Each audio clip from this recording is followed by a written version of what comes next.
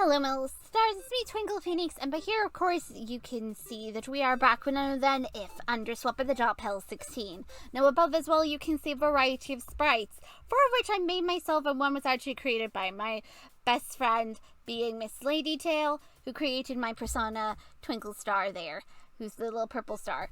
That aside, I created sprites for none other than Underswap Gaster, Underswap Papyrus, Underswap Sounds, and Underswap Flurry. Right now up on the channel, you guys can vote for whether or not these sprites are the ones we use. Except for Gaster. I'm dead set on having him as he is. I'm perfectly fine with him.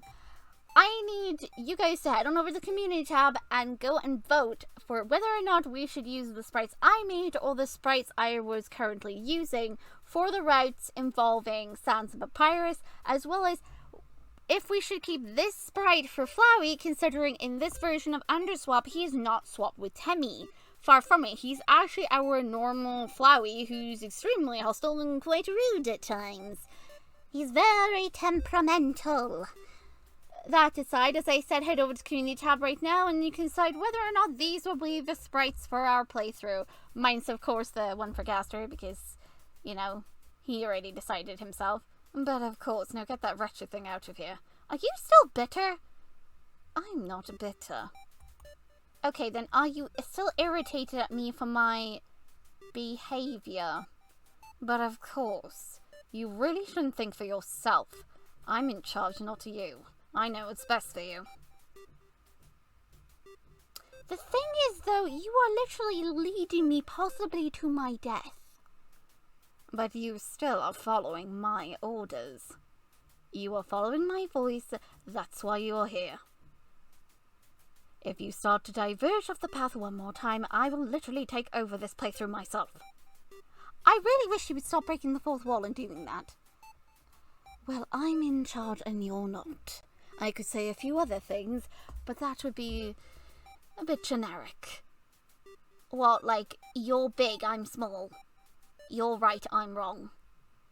No, that would be far too adorably cute and amusing to say to you. Even though technically you are both of those things. Hey! You're so cute when you're annoyed at me.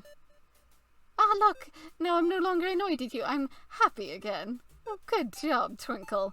Yeah, but the problem is now I'm annoyed at you. You're so amusing. We should just start the video. Let's get on with it, guys. We finished the course Crystal Caverns, and we're gonna now head into Snowden, where the wretched fog maze of doom lives. Ah, that adorable little trap of my brother's. My sweet baby Bones. He means well. You chose to be cheerful. What a warm personality you have. Really? I chose to be cheerful? Do I seem cheerful to you? You can be at times when you're behaving. Let's load Snowden. Here we are, of course, with our lovely purple thrill. Now, I'm just going to quickly check and go in journal to see whether or not anybody's become aware of our existence. Flowey is suspicious, but he's willing to listen within reason. Papyrus isn't interested. Sounds doesn't know we exist, and we mean nothing to Gaster. That's not true. You mean a lot to me. After all, I went to such great lengths to drag you here. What was that? Nothing. Continue. The door shuts behind you as your boots sink into the snow. The smell of the pine trees and snow tickle your nose and you feel an urge to sneeze. You cutely sneeze. You sniffle. Your peony-coloured eyes roam around as you take in the area. Wow. Clouds? After you exit from the Crystal Caverns, you're on top of a steep snow hill. At the bottom of the hill is a path that leads into a pine tree forest. Remember, kids, never go into the forest because the trees might be the most deadliest things in existence. They will eat people. At least for some reason in this world they do.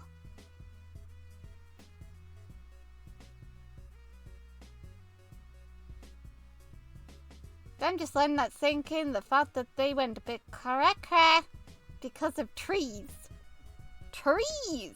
And I thought that only happened in Snow White. Does everybody remember that scene in Disney Snow White? Like when she literally goes in the forest and all of a sudden the trees have got faces and eyes. It's like, my god, she was tripping. From the top of the hill, you can see a vast expansion of forest and many more snowy hills. There is no cave ceiling in here that you can see. Rather, it looks like a blue sky with huge white clouds. The clouds are massive and touch the horizons. That can't be right. You squint at the sky. It's duller in colour than a real sky, and strangely you can see blue crystals behind some of the clouds. The more you stare at the sky, the more it feels off to you. Ah, it's an illusion. A very good illusion, but an imitation nonetheless. The monsters must have enchanted their cave ceiling to mimic the sky. It's an impressive feat of magic, although now that you know it's fake, it's hard to not to spot the difference. You see no sun, no source of light, yet the whole sky is lit up. The crystals poke out from the clouds, and the cloud edges are too clean to be natural. You breathe out slowly, your hot breath lingering the cold air. The scarf is keeping you warm. That wretched scarf. You honestly should get rid of it. But then I'd freeze to death and I wouldn't reach the lab, now would I? Oh, good point. Never mind, keep that thing on. I still don't like that Asgore gave you that. How about you give me a new scarf then? Oh, now that's something. Wait, you want me to give you a gift? On second thought, never mind. Oh, but then I could mark you as mine. No! Anyway, moving on. It exceeds a gentle warmth. You know it has to be cold. You can see your breath. And there's snow everywhere. But it feels no different than the crystal caverns. The scarf wrap around you keeps you perfectly toasty. We're technically in real life. I'm literally melting. It's just so freaking hot over here. You start to walk down the hill and step onto the white stoned path. You walk in silence for several minutes. Suddenly a chill goes down your spine. You feel like someone is watching you. Keep walking. Let's pretend we notice nothing. Oh, there's my sweet baby bones brother. Papyrus is so good at his job. That's one way of putting it. It's kind of creepy that he stalks people. Oh, but isn't that something that quite a lot of the skeletons tend to do with you? Yes, and it doesn't make it any less disturbing. The sensation of being watched vanishes, and you carry on down the path. It's very straightforward, thankfully, with no turns or diversions. If it wasn't for the odd sky above you, you could almost delude yourself into thinking you're on a normal walk through the forest. It makes you happy to enjoy yourself, regardless of the thought you may or may not have been watched by someone. You walk with a skip in your step for several minutes. As you continue your journey, you notice a small wooden station off to the left of the path. It has a large counter and a snow-covered roof, and you approach it, and it smells sweet. Behind the counter, on the floor, there are dozens of discarded honey jars. Oh, I do wish he'd stop making a mess. What, you don't like him being a messy eater? It's not that, I don't like him being a litter bug. A clean home is a good thing. A clean station means it's good for work. You're such a workaholic. Yes, and I don't see how my baby brother can work in those conditions. He really should. We really need to give him a bin or something. Seriously, you want them to just pop a bin beside it? Why not? It's better for the environment, isn't it? Oh my god, you actually care for the environment? Of course I do. We're having a normal conversation. This is slightly weird. I know, right? Wait, why am I talking to you? Because you're enjoying my company. Oh, hush. Anyway. You shrug and continue down the path. Suddenly, you are yanked into the air. Ah! Pale blue light has formed underneath you in a cross pattern. A net is created and you are yanked into the air by this blue net. Your soul flares into existence. Its bright light shines in front of your chest. You notice that a thin pale light surrounds it. Your soul blinks between its natural color and that unique blue pale color. Then the light is gone and you fall through the net. You give us...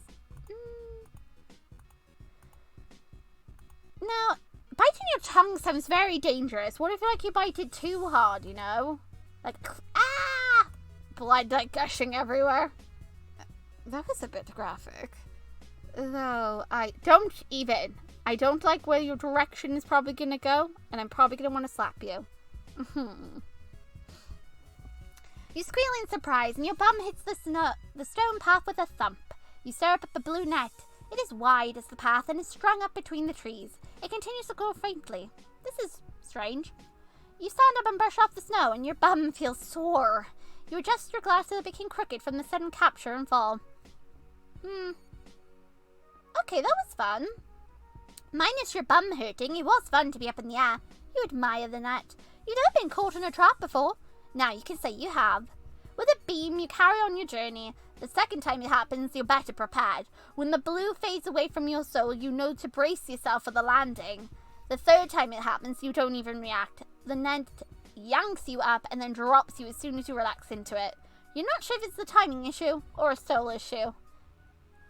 Will the net drop anyone after a certain amount of time, or is there something about your magical soul? Can we stop bringing that up? Oh, but you're so precious to the fact that you don't have any magic. It makes it all the more reasons to protect you and watch over you. Make sure you don't make any dumb decisions by yourself.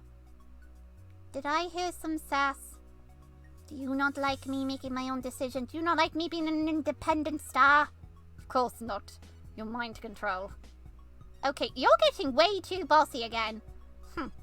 The heat must be getting to you. Skeletons don't feel the heat. Then you have no excuse for being a control freak. Twinkle. I'm sorry. Anyway, at the end of this path, you reach a wall of fog. I freaking hate this thing. I hate this thing with a passion. I know you do. So cute seeing how aggressive you get about it. Ugh. It is a thick wall of fog. Traveling through it could be very, very dangerous. You wouldn't be able to see much more than a couple steps in front of you. That being said, it doesn't look like you have much of a choice, and the path ends with the fog. Well, rather, the path becomes covered in snow here, as if someone purposefully hid the path. To go around the path, you would have to go into the forest. Oh, absolutely not. We are not going near that forest, no matter what. On either side. And something tells you that it's not a good idea. I wonder what is telling you not to enter. After all, that precious soul of yours would vanish in a blink if it went in there. And we wouldn't want that now, would we? Are you patting me again? Of course, you're so cute. Please stop that. Seems like you get to go through a little maze. How fun. Bullshit! It's not fun. It's annoying. I hate the maze. I'm sorry. I just really don't like the mazes. They're so frustratingly, annoyingly hard. At least for someone with my type of brain. Are you saying you're stupid? It came out of your mouth. I didn't even say it. You're adorable. Go back to being annoyed at me.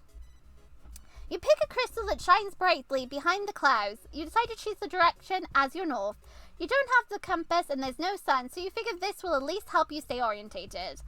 Okay, step into the fog. Okay, so I have done a guide on how to do this maze, but for peeps that don't know or following along the friendship route while I'm playing it, I will guide you through the maze as I go, okay? Hopefully this is okay with everyone. So the first thing we're gonna do, we're gonna go north and then east because we need to find the key, okay? So our first option is gonna be step into the fog. The fog tastes like crispy clean water and your boots sink into the snow. You walk forward a few steps and glance behind you. The snow is covered over your footsteps. Frickin' snow. You watch in morbid fascination as your footsteps are completely filled in, and the snow becomes pristine. You won't be able to track your footsteps. Biscuits. Go north. Okay? And then go east.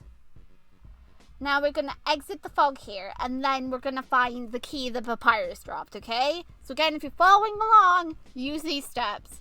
The fog thins out in this area, and you walk forward a couple of steps, and your boots hit something hard. You hear a clank. Curious, you bend over and dig through the snow. It's a key. It's a large silver key with an orange lining. What an odd place to find a key. You put it in your pocket, and you take another step forward, then immediately catch yourself. This area ends up at a sharp drop-off. Good thing you caught yourself. Well, yes, we wouldn't want you to go splat us yet, now would we, darling? Don't call me darling. My God. Okay, so the next step is we're going to leave the fog, and we're going to go south 3 times, and then west once, okay? This is how we meet Poppy. So, do what I do. South, 1, 2, 3. South 3 times, and then go west once. it thins out, so we're going to jump out. And this is where we're going to meet Poppy and Vi. Alright, let's continue, shall we, guys? Follow along with me. The fog thins out enough that you can see figures up ahead. It's still very thick, but your pink eyes can manage. There are 2 figures ahead of you. Their shape's blurry. You can vaguely see that they're wearing dark clothes and 2 tall ear horns. You can't tell from this distance at the top of their heads. I'm not going through that, argues the one on the left. Poppy, we don't have much of a choice, the one on the right gently urges. Poppy scoffs loudly. Yes, we do. I'd rather not accidentally walk off a cliff and break my neck. So guess what? I'm not going into the fog. I'm with Poppy. I don't want to go in there. But here I am. You want to be late? Do you remember the last time we were late for the lieutenant's hands? Demands the other figure. That is Southern Dead Violet, argues Poppy. Speak for yourself. He's terrifying. Are you rather die? Poppy trifling rebulks. You're over-exaggerating, says Violet. We aren't that far from Snowdon. We can make it. You don't know how big the fog is. Well, this is probably one of the lieutenant's traps, Violet blusters. It came on suddenly. That's the only explanation. Okay, so the fog is activated by the presence of a human soul, is it?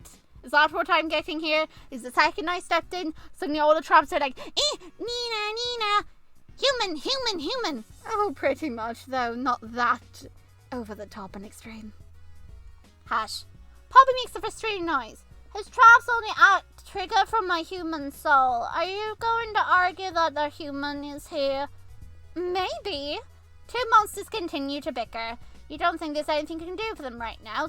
You haven't escaped the fog yet. Okay, so after we leave those 2, we're then going to go east 3 times.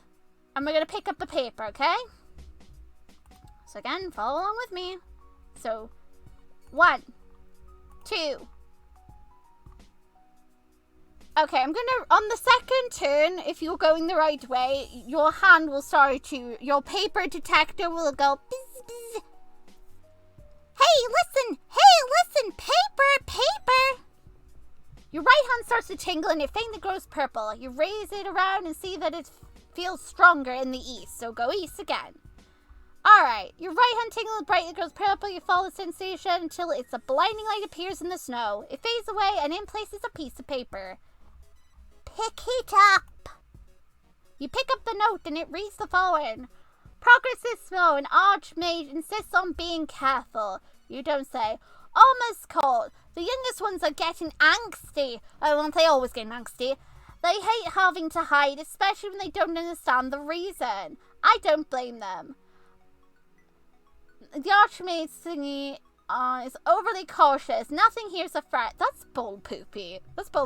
There is something that's a threat. It's called Gaster. It's called... There's a lot of things that are a threat. My god, you freaking nincompoop. Have you not seen Alphys? Alphys is a walking threat. I'm the threat to bridges. The rest of the page is gone. Another note. This must be from the group of mages that went missing. What happened? Who freaking cares? They're stupid.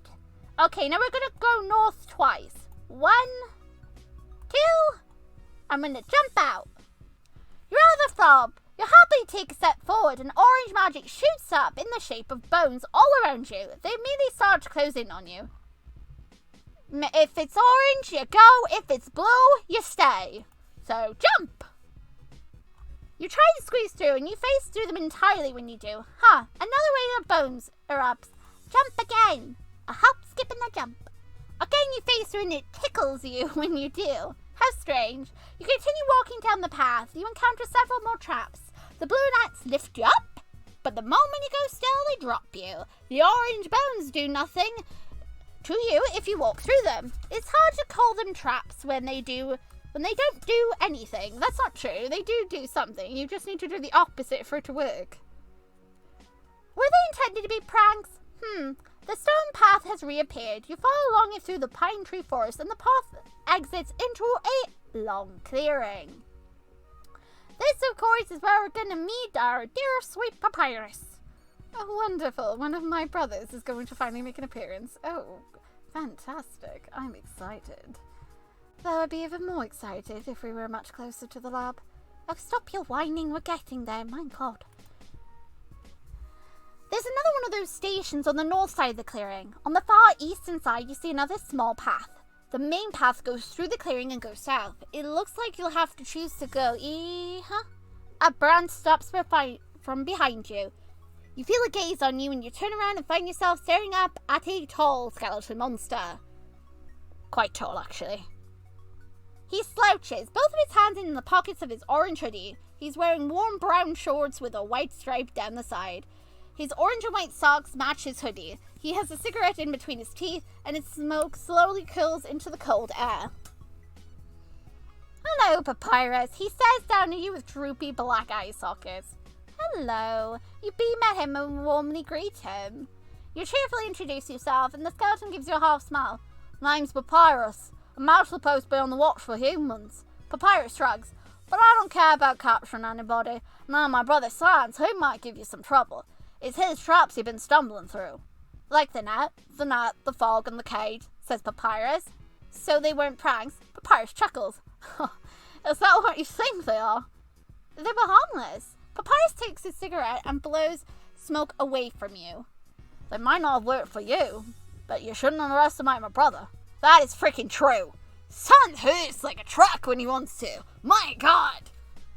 If you haven't fought Sans during his battle, my God, he hurts. Anyway. Why is he telling you this? Papyrus drags of his cigarette. Cause I wanted to. It doesn't look like he wants to elaborate. He's so freaking lazy. It's adorable. Why did the traps not work on you? Why would you think I know? Papyrus inquires in bemusement. He might. It doesn't hurt to ask. To be honest, I do have a hunch, he says with a lazy wink. Will he share the hand? Nah, he says. Okay. Why isn't he attacking? He's too freaking lazy. That's far too much effort, he says. He doesn't seem to want to add any other reason except for the fact we know he made a promise to someone. What's his brother like? This is where he suddenly goes from like lazy, just exhausted, to all of a sudden like the whole world lights up like it's Christmas. His smile widened. He's the coolest dude I know. He winks with one eye, although he might have a bone to pick with you since you're human. Is there any way to befriend him? You don't want to fight any monster. Maybe, he says. He's got a big heart. You consider Papyrus's words. He does have a really big heart. Bless my brother. I feel like that's slightly going to get in the way of my plans, though. Brothers, what can you do but love them? I still don't want you doing anything without my say-so. And then we're back controlling. Come on. No flirting with my brothers in this. I'm not going to. It's the friendship right. I'm not supposed to flirt with them. My God, you better not be accusing me like freaking Asgore does. Asgore was always freaking accusing me of flirting with people. Like, my goodness, even when I didn't do anything. Anyway. Does Papyrus know the way to the castle? Yup, he said. You're on the right path. That's good to know then. Papyrus, a loud voice interrupts you. It comes from behind Papyrus. You lean around the tall skeleton monster to see another running to you. He's half the size of Papyrus, a skeleton monster with a sky blue bandana scarf tied into a bow behind him. He wears long black pants that are tugged into knee-high sky blue boots. He wears a short-sleeved grey shirt tunic and sky blue gloves. Over the top of the shirt is a grey chest plate with shoulder pads, which my colour scheme for my sprite, as I said before, it's going to be based more on actual canon Sans, Underswap Sans' colours. So, I don't really know if that's called sky blue. I don't know which one is sky blue. He barrels down the path, sky blue highlights focusing on Papyrus. Then he notices you, and his highlights expand. Then his eye sockets narrow, because he's suddenly gonna go from one extreme to the next. Here we go again. My adorable brother. He's just so charming, isn't he? Such a ball of sunshine. That's one way of putting it. Human, he shouts. State your name. You introduce yourself. Twinkle, repeats the skeleton. I am the magnificent Sans, lieutenant in the Royal Guards. Humans must be captured by the order of Her Majesty. Toriel Dermere, surrender yourself peacefully. Says the one who can summon freaking axes. I respectfully refuse. You are so freaking adorable. But no. Any other circumstance, I might be like, take me now. But considering you mentioned the Queen, absolutely freaking not. No way, no how, not going. Oh, please do surrender yourself to him. Then you'll make your way straight to me. I don't think I want that during the friendship rev right now. Oh, but you will. And there we go again, with him being controlling. Sans glares at you. I do not know yet how you got past my traps, but you will not continue forward. He swipes his right hand horizontally through the air. His eye sockets narrow in distrust. Pop! Behind the line now! Kai, goes Papyrus. There's a flicker of orange and Papyrus is suddenly several paces behind Sans. Oh, look at them, aren't they precious? Working together. Oh, I'm so proud of them. What do you mean working together? Sans is doing everything and Papyrus is just going along with it. I know, but that's called teamwork. What? Sans leaps up high and back. The snow-covered ground rumbles and suddenly a wall of snow and ice shoots up in the path. Sans lands at the top of the newly formed wall with Papyrus beside him. The wall covers the entire path and you see it continue on through the forest. From where you stand, you see no way around it. Your progress ends here, Sans shouts down at you. You will not be able to continue on. This gate was made by me. He stomps on the gate and smacks. It can only be opened by a very special key. Only 2 keys exist. One for me and one for my youngest brother. None for you. Me. Papyrus coughs. About that, bro. Sans turns to face his brother. What? I lost my key. He says with a shrug. You what?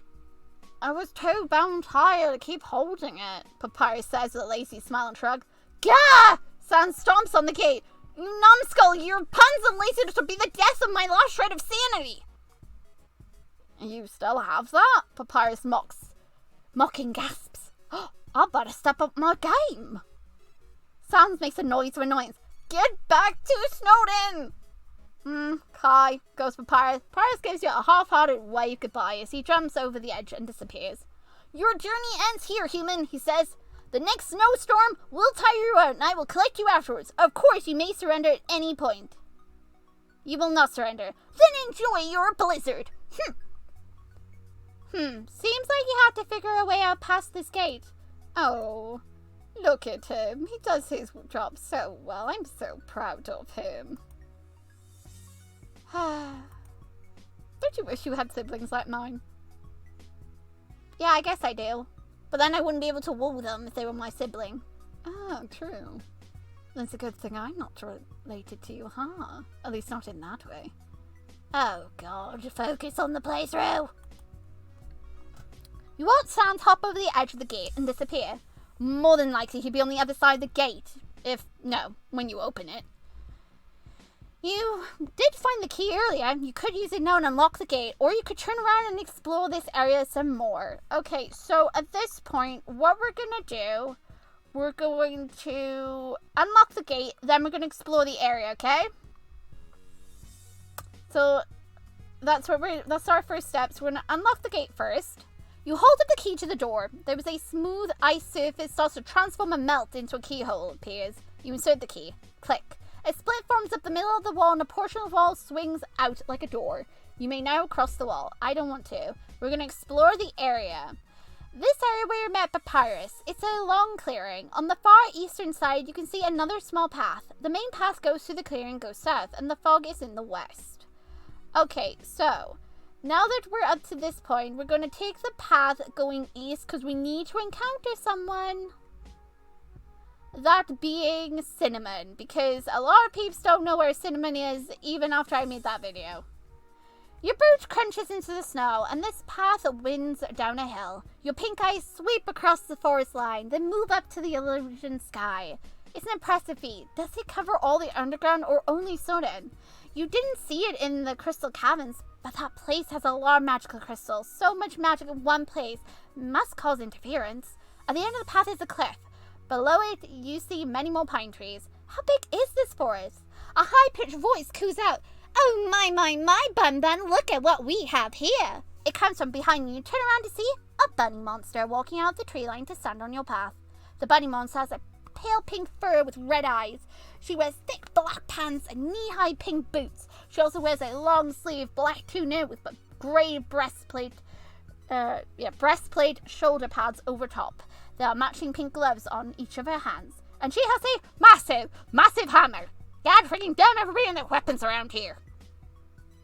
At her feet you see a small goldeny brown bowl of puff with bunny ears and big black eyes. It's so freaking adorably cute. Oh my god, I could scream. Ew. Anyway, Cinnamon giggles cutely and hops from one foot to the other. Cinnamon, the pink bunny, points her hammer to you.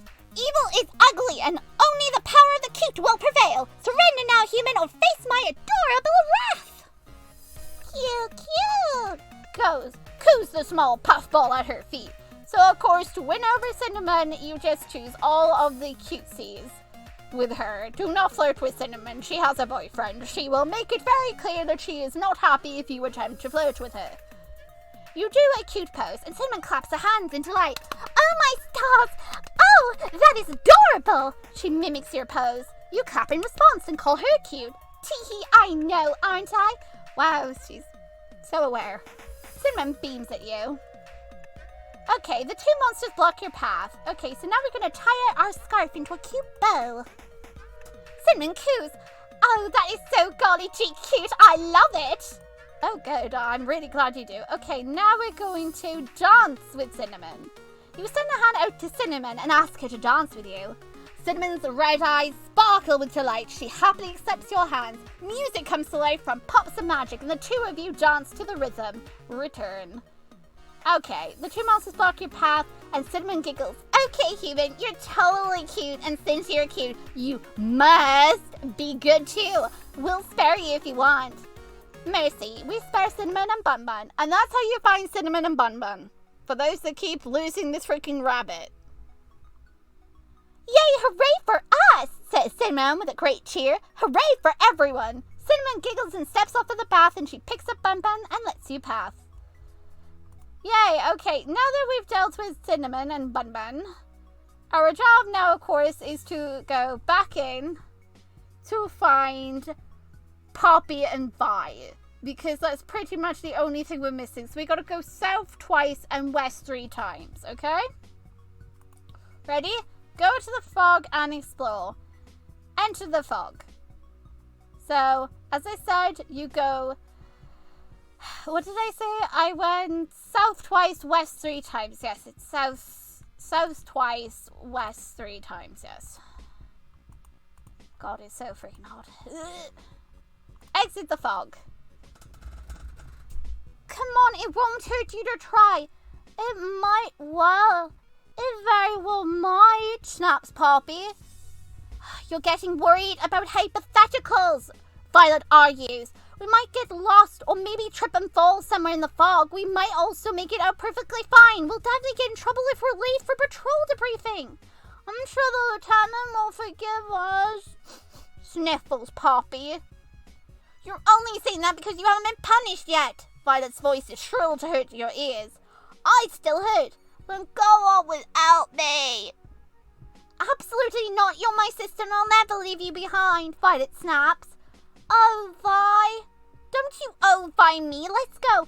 No. I hate you so much. Oh, that is just adorable, that interaction there. Reminds me of someone I know. Who? You. What? You don't know me that well. But I'm getting to know you very well. Don't deny it. Now you're getting aggressive again. Anyway, you might be able to help them. Do you want to? Yes. Approach Violet and Vi. Poppy and Violet. Your boots crunch loudly in the snow. Who's that? Poppy whirls around to face you. You step close enough to them that they can clearly see them, and they can clearly see you. Poppy and Violet are anthropomorphic bunny monsters. They have short snout and big standing ears. Poppy has cream gold fur with red eyes, and Violet has light purple fur with red eyes. They wear thick black pants and knee-high grey boots outlined with fur that matches them. They wear a black sleeve tunic with a grey breastplate with shoulder pads over top. On Violet's right hip is a sword in a sheath, and on Poppy's back is a bow and quiver. Poppy gasps when she sees you. Oh no, a tiny human! Oh my god, it's tiny! Come on. I guess a tiny human. Violet places her hand over the hilt of her sword and she narrows her red eyes. Surrender yourself, human! Hold up your hands and smile warmly at them. You tell them you want to help? And why should we believe you? Violet wearily demands. They don't have to. You know your way out of the fog. If they want to hold your hand, you'll take the lead and guide them. As long as you're in front, you're the only one in danger of falling off a cliff. So technically, if you're holding on to them, you could technically take them with you, but still. The two bunnies exchange a glance. I'm willing to try, offers Poppy. Well done to Poppy. Poppy's my favourite bunny so far. Anything's better than being late, mutters Violet. Very well, human, we'll accept your offer. Hooray! You offer your hand out to them, and Poppy takes your right hand, and Violet takes your left hand. You escort both bunnies to the gate. Violet and Poppy thank you both for escorting them. Thank you, human, says Violet. Guess, not all humans are so bad, huh? You think so, too. Poppy chuckles. Take care, human. Continue on. Oh, God. Am I about to bump into Sans? Ugh! You might. You go down the path. The snow has covered most of the stone, but you do see bits of it peeking out. With each step down the path, more and more snow has been brushed aside to reveal it. The trees begin to part and crop up sparingly as you go. You suddenly walk up a steep hill, and at the top you see a town in the distance. Oh, frickin' fudge and biscuits, boobas, and mother cookies! You walk down the hill, but are stopped by a wall of glowing sky blue. But God damn it, Blue! Stop right there, human! Oh, for God's sake. Sans, I don't want to fight you. The bones shoot down back into the ground. They didn't even leave behind a hole. The ground is pristine where they once were. Sans sounds 7 meters or so away. His hands are placed firmly on either side of his hips as he stares defiantly at you. You will not get past me, evil mage. That is so... Shame on you assuming that I'm a mage. Absolutely shameful. Hurt my feelings, wound my poor heart. I have no freaking magic in you, Jessie. Rude! Forgive him. He can be a bit impulsive. He boldly declares, and you tell me you're not an evil mage. You're not even a freaking mage. That's exactly what an evil mage would say, he rebunks. I will not fall for it again. What do you mean? When did you fall for it the first time? He pronounces each word loudly at the start. You will not get past me, he says. I am the protector of this town, and I will keep everyone safe. And I can totally understand why he's so, determined to keep me out. It makes sense. They have had people die here. He remembers. He went through it. But still, shame on him being hostile to me. You tell him you're not a threat. Sans raises his right hand above him. A huge axe appears. Sans, put the axe away. Put the freaking axe away. Sans, no! Bad Sans. No axes. No axes for you. Put it down. We don't need it. We don't want it. We don't... Oh, freaking fudge biscuits. God damn this freaking skeleton. It's practically the same size as him. He drops it into his hand and he grips it tightly. Then prove it. Oh, god damn. For fudging... You begin your encounter and Sans is testing you. I freaking hate fighting Sans. I hate fighting him so freaking much. He's adorable. But my god, it's irritating having to fight him. Oh, and why is that? He's too cute and you can't handle it. Partially the reason, but more of the fact that this is a misunderstanding. Sans, obviously, if he thought we were a good human, he wouldn't attack us. But obviously, he's under the impression that we're an evil mage. We don't have magic. He later on finds out we're not a freaking evil mage. So a misunderstanding has happened here that could have easily been avoided had he just freaking talked to me and not had me prove. I mean, when I fight him, obviously I don't have magic. Is there no other way I could have proven I wasn't a mage? Was there literally, this have to be the only way to do it? Really? Really? Seriously? If the bunnies hadn't left me, that's what it is. He hurls the axe directly at you and it spins through the air at a high speed. Quick, jump to the freaking side.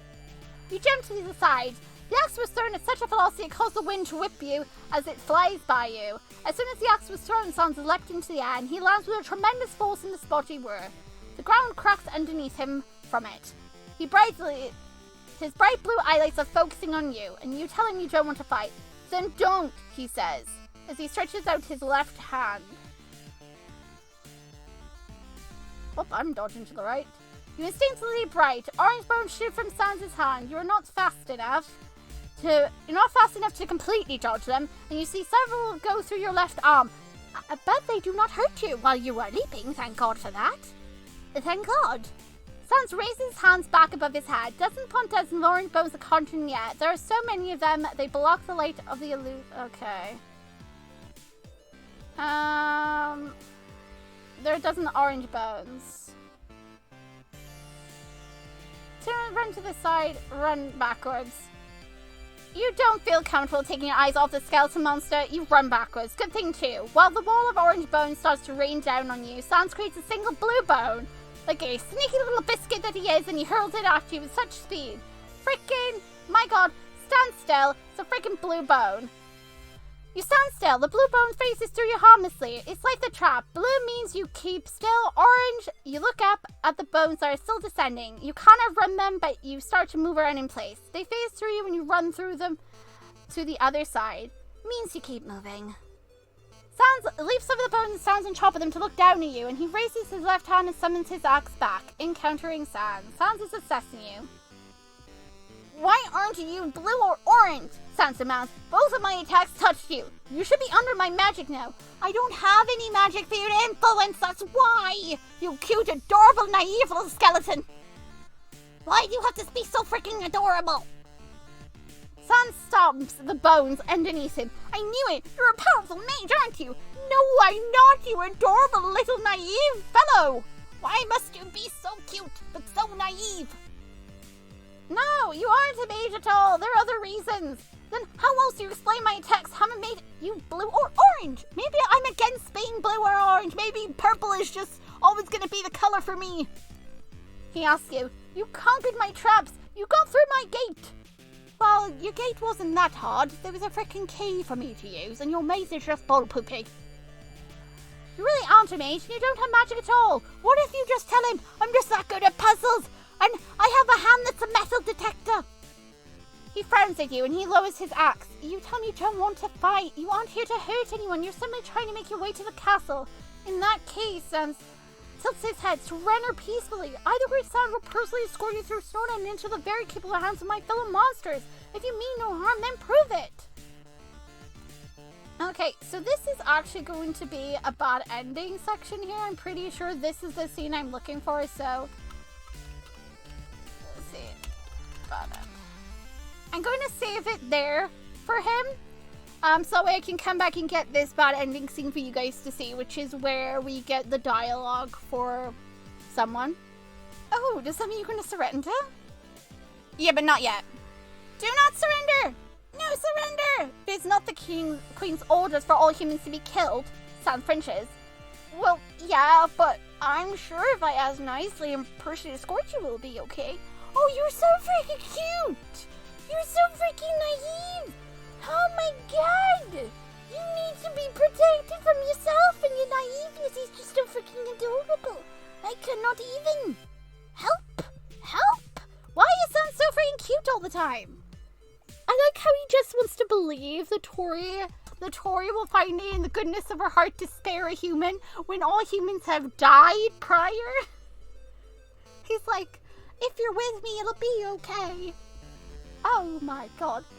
You don't want to take that chance. You ask Sans to please stop fighting. He shakes his head. I cannot let you go on. You cannot be trusted. Why? I feel wounded. You refuse to fight, Sans. Sans looks uncomfortable and he points at you. You feel no tingling in your chest. A blue outline appears around your soul and it disappears after a second. Frustration appears briefly over his face and he grips his axe tightly and lunges at you. I like how he's like, well, if I can't move you with your soul, I will destroy you with my axe. And you're like, huh? From the top of the bones. Okay, Okay, here I don't know what I do. I can't remember if you roll or you jump back. Jump back. You jump back as Sans swings the axe down in your place. It digs into the ground and he grips the handle tightly, then flips back and kicks at you! You block it with your arms. You barely get your arms up in time to block. His boots connect with your arms with a resonating smack. He kicks you with enough force that you are sent careening back. You fly through the air and you stop and you are slammed into a pine tree. The needles and branches snap under your weight, but thankfully also cushion your landing. Your ears are ringing and you see double. Your back throbbing painfully and the power of your landing was more than enough to leave you winded and struggling to breathe. You see a glimpse of orange. Force yourself to move out the goddamn way. You take an incredible amount of willpower, but you do force yourself to move. Oh, look at you go. I'm so proud of you. You're surviving. So alluring. Please don't. I'm trying to focus over here and you're being very distracting. Oh, but I want you to be distracted and you'll become mine. Not now. Several orange bones pierce through the tree that cushioned you. They slice the tree in half and continue on. A few more trees are split apart in the process. You see a glint of blue. Go still. You go still and the bone faces through you harmlessly. You struggle to catch your breath, wheezing in pain from being flung into a tree. The sound of the snow crunching makes you tense. Sans slowly approaches you. He spins his axe around absently in one hand. You tell him you don't want to fight, and he stares blankly at you. Sans is watching you. You tell him you don't want to fight him. Get up, he says. You shakily do. It hurts to breathe. He stares at you, his face difficult to read. You didn't fight back, he states. You didn't want to fight him. I could have killed you, he says. You didn't want anyone to die. You're hurt, he says. You won't be able to dodge me for much longer. Surrender, human. This is your last offer. I don't know if there's a difference between, like, if you surrender to him now or if you surrender to him after.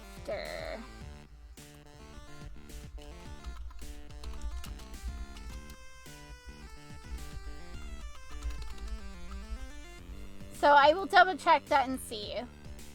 Because it gives me the chance to surrender to Sans again, so I don't know. Do not surrender to Sans. You don't want to. Yes, it'll be hard to keep going. Your back and chest ache and it's hard to catch your breath. It's a blurred edge to your view that you won't be able, it won't go away no matter how many times you blink. That doesn't matter, you won't give up. You defiantly stare back at Sans. In the depths of your soul, you know you can do this. You can make it through this. You're filled to the very brim of trust. With that will you push forward. I trust that I can do this. I trust that me following the voice is not going to get me killed. Oh, I'm so glad you trust me, darling. Stop calling me darling! You tell Sans you will not give up. He levels his axe and presses it into your chin against your throat. No matter what. No matter what. Then Sans smiles at you. I like your resolve, human, he says as he pulls his axe away. I can clearly see I pushed you near your limit. But you never used magic or on me, nor did you attack me. I believe your claims. Oh, thank God, I'm glad that I went through a near-death experience just to make it clear to you in your naive little mind that I am harmless. He tosses his axe up in the air and it disappears. I, the Great Sans, give you permission to go into Snowdon, he says. He raises his right hand. A glass ball filled with pale green liquid appears in his hand. He tosses to you, and you catch it. This is a healing potion, he says. Drink it. You drink it. At once, all your injuries are healed, and you can breathe easily again. Good, he says. Enjoy your visit, human. Then Sans turns away and leaves you. Sans has spared you. You're free to enter Snowdon. Oh my God. I actually made it through that. Oh my good groovy gravy gracious garlic minne. Okay. So I am going to cover the fight with this one with Mimsy, this one with Cinnamon, and then I'll of course show you the note part. But then the rest of them I'll just skip over it. But make sure you go to the shop and get the stick. Just saying. I'll show you what you definitely need to go interacting with, and I'll skip over the last two. So you won't get to see those. If you want to see everything, go check some of the other videos, but I'm going to choose to skip over those two. Sarn is a picturesque fairy tale snowy town. There are cottages lined along the roads with sparkling lampposts. Snow covers each building roof, and many monsters are out and about the streets. Laughter and merry chatter fill the air, and you can smell an assortment of food from several shops lined along the main path. It's beautiful. You love it instantly. I'm glad you do. Hopefully, you and I, if things go well, we get to spend a lot of time together in Snowdon. Oh boy. Why are you hugging my midsection again? Oh, because I want to. You look around the outskirts for another note. You get the feeling there might be one around. You circle around the right side of the town, and your hunch has proven correct. As you near the back of a building, your right hand tingles and it brightly glows purple. You follow the sensation with a blinding light appears in the snow. It fades away and there's a piece of paper. You pick up the third note. More than expected. The magic crystals found here have been of excellent quality. Everyone is ecstatic. A lot of the younger mages are discussing how rich we'll be when we get back. If you get back. Greedy shits. Archmage Dion seems oddly uninterested in the crystals. Something, well, the future. Ridiculous. How could they be? He insists we stay hidden from the monsters. I don't understand why. Our levels are much higher than theirs. I doubt they would pose any threat. You are a disgusting shit. I'm looking forward to our first contact. I read that monsters turn to dust when they die. What would that look like? I'm so excited to find out. You are a weird little psycho shit. I really don't like that human that said that. Though he got his comeuppance in the end. I'm sure he did. You're smiling again. And not in the way I like. Wait, I have a smile that you like? I'll admit I kind of do find you cute from time to time, when you're not being spoopy. No, maybe there is hope for us still. Another note, this must be from the group of mages that went missing. Exciting to find out. Disgusting. Ugh. Okay. We're gonna go see Whimsy. You approach Whimsy and say hello, and Whimsy chirps excitedly at you. Chip, chip, chip. They flutter their wings and they bop their heads. So all you gotta do here is, of course, mimic what Whimsy does. That's all you gotta do. Bop your head back at them. Clap your hands. Spin around thrice. And then, of course, Whimsy gives you gold. Who needs a leprechaun when you have the Whimsy? Okay, so we're gonna visit the shop. We're gonna get the stick. Buy the stick. You bought a stick. The shop owner enchanted it to hide in your shadow. Congratulations, you now have a disappearing stick that'll reappear at your command. You don't know what you'll use it for, but that's pretty cool. Who knows? Maybe if I get locked in a cell or something by Gaster, maybe if I get locked somewhere, I can use the magical disappearing stick to, like, I don't know, open something or poke something. Maybe I get to finally poke Flowey with a stick. Oh my god. I can dream. Okay, so we're gonna talk to Cinnamon. You approach Cinnamon. The pink furred bunny smiles at you.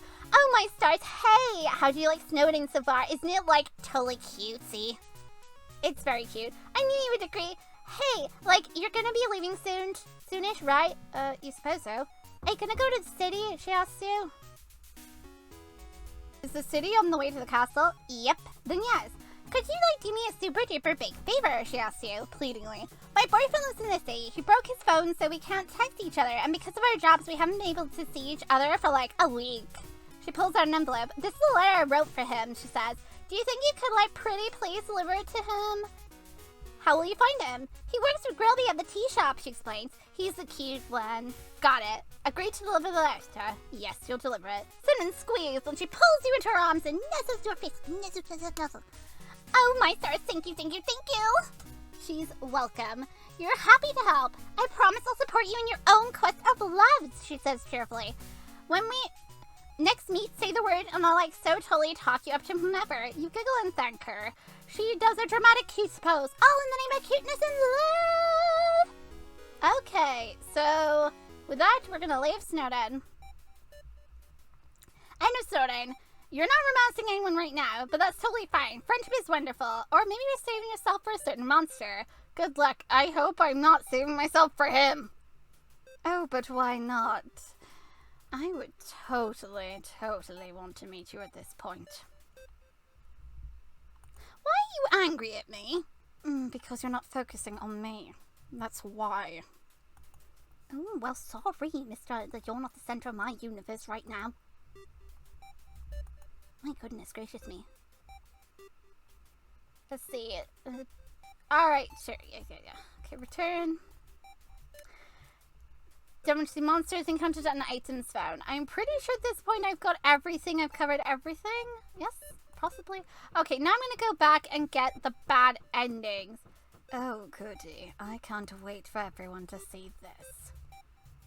Okay, I don't like your tone you're using, mister. You are very angry. But of course I am. Okay, so let's find out. All we gotta do now is go back for a second. First I'm gonna save. And then... Okay. Delete. Save. And ignore the neighbor if you can hear them.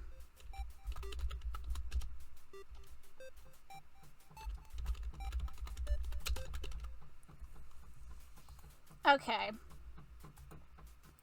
Now we're gonna load this. Surrender. Okay, you surrender. Sans beams at you, and he jumps down from the bones and tosses his axe up in the air. It disappears before he comes back down. Good, he says happily, and he offers you his hand. You take it. Keep a hold of my hand at all times, he says. Come on, let's go. You go with Sans. Oh, God.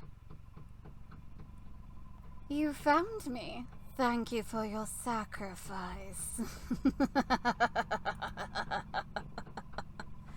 You have died. And that is what happens when you go with Sans. You die. Pretty sure the same thing happens if you surrender the second time, so just to double check and to show everybody, I'm pretty sure it's just the same thing. Surrender to Sans. Go with Sans, yeah. So it doesn't matter which one it is. It's the same outcome. You literally have handed yourself over to him to do whatever he wants. Because Sans apparently, along your journey to go to the Queen, I guess, decided to hand you off in the lab because we had to go through there, didn't we? So we got to meet Gaster. Isn't that fantastic? Okay, so next time we come back, we'll be, of course, covering Waterfall, and that will leave us up at my lab. Oh, goody. I don't like how you are progressively getting worse throughout this. What do you mean? Your tone. I don't like it. Fret not, little one. Remember, you get to deal with a different variant of me in your romance. This is friendship.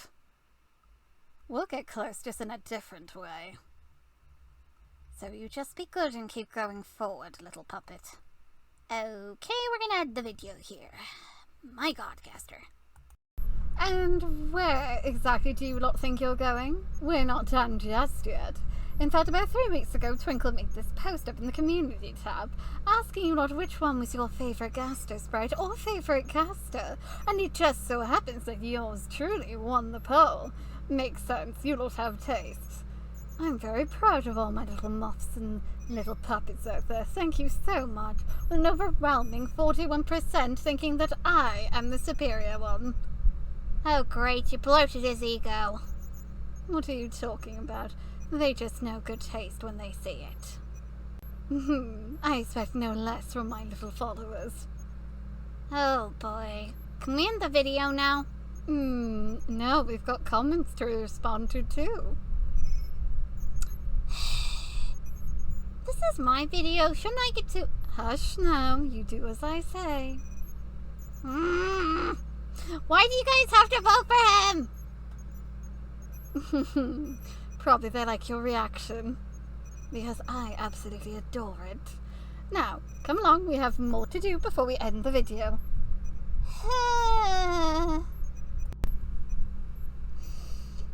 And now, of course, let's respond to these comments on this video.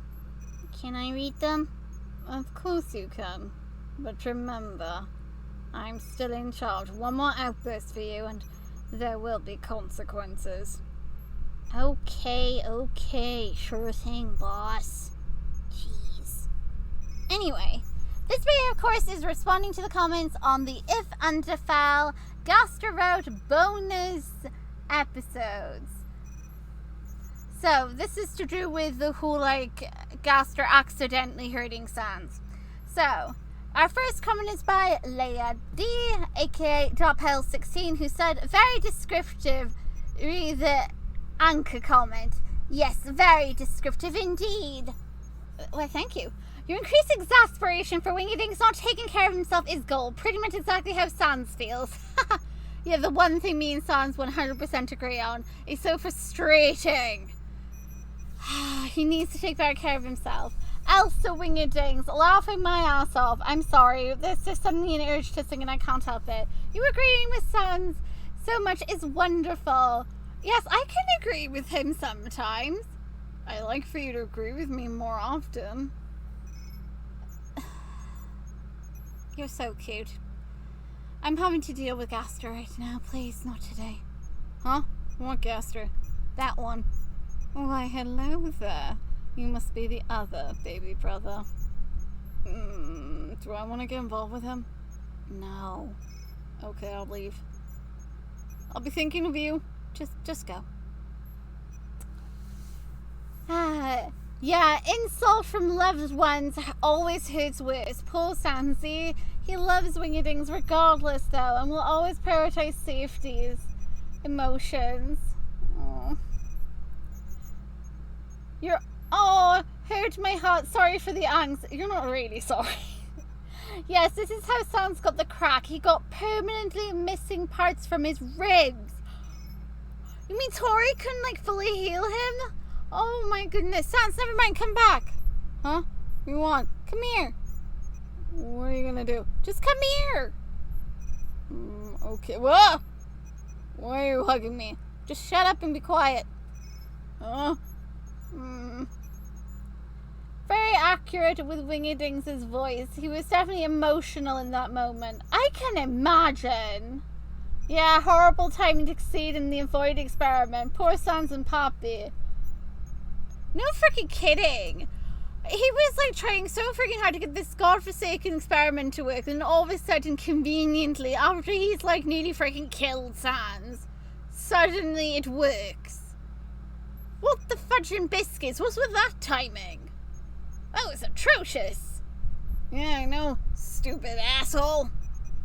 Freaking nearly killed me. Did I tell you could talk? No, but I wanted to. You're adorable. Remember that I'm still here. Yes, of course, Underswap. Gaster, I know you're still there. Okay, moving on to the next comment. Trinity said, awesome video, you're doing great. Thank you so much. And thank you so much for all the thumbs up as usual, my dearest friends. Right, okay, well, I think we should probably end the video here. Oh, but why?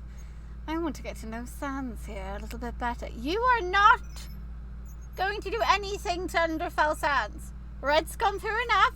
I'm going to just push him over this way. Go over there. Just go over there.